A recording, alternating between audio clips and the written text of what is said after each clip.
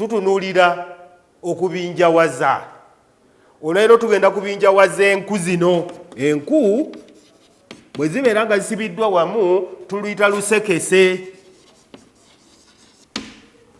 Tuluyita lusekese. Bwe tutaluyita lusekese ne tuluyita ekinywa.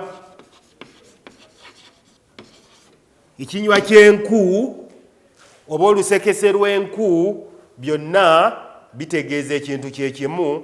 Ne weetegereze tujja kulaba olunaku olulala nti ate bwe ziba tizisibiddwa wamu ate zibeera n'erinnya eriziyitibwa.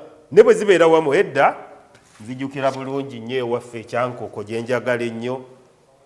Maama yeteekerateekeranga sekukulu n'agenda ne banne ku kyalo ne batyaba enku. Tuguyita kutyaba oba okusenya enku. Ne basiba ensekese ne bazisimba ku bitooke oba ku miti. Twalina emiti mingi nnyo awaka ng'egya ffene, emituba.